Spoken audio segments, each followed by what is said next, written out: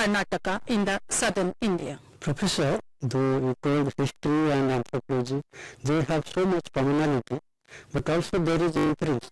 So when this difference become obvious in the process? Yes, this is an important question, Dr. Sahu. During the period from 1910 to 1960, the span of 50 years, many historians showed a deep interest in documentary analysis. This is lots of documents of historical origin were dug up and scholars of history took up in reading, interpreting and analyzing, particularly political and constitutional history in the European and American context, and the concentration became on the upper and literate classes. This further widened the gap between the discipline of history and the discipline of anthropology. Very interesting in fact. So what is the major difference? Can you further elaborate between these two?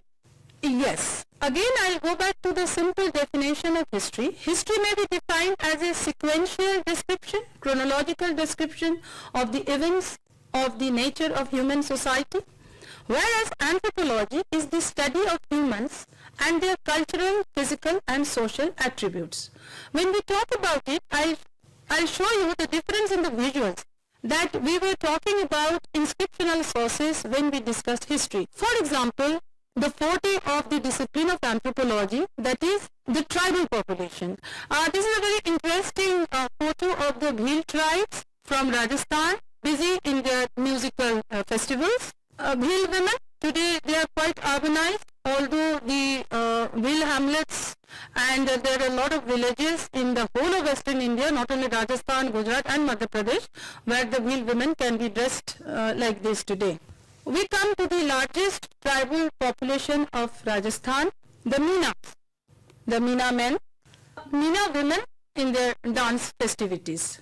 Therefore, what happened? History became the discipline of the elite class, and that's how it has been told that history is the story of the king and queens, but basically the study of literate societies based on the evidence of written documents, whereas anthropology became the discipline of study of primarily pre-literate societies relying on participate observation. So oral traditions became the forte of the discipline of anthropology, whereas written documents became the central piece of writing history. Various complex rituals, marriage, kinship, family, witchcraft,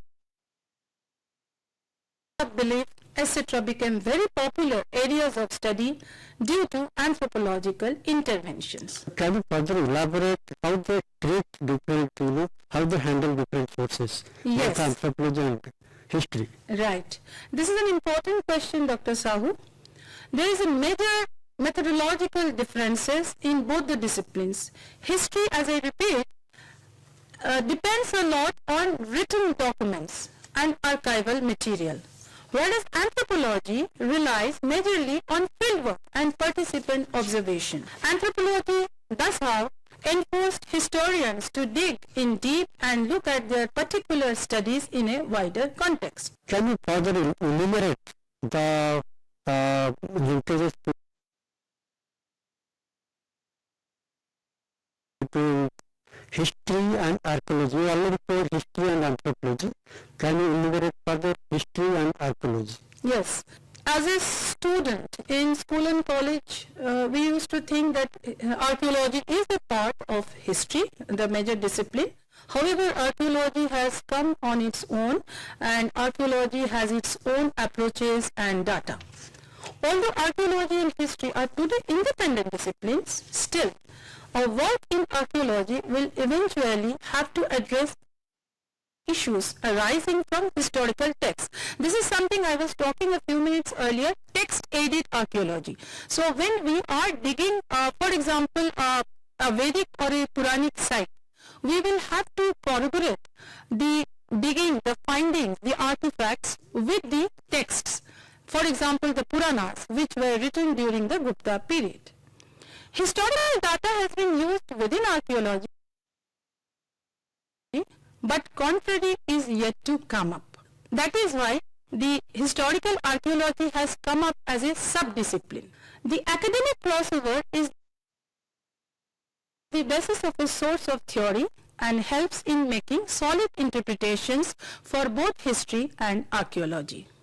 Actually, I got this very interesting interaction between anthropology, history, archaeology, but I also have doubt about archaeology and anthropology. History, archaeology you explain, Yes. anthropology and history you explain.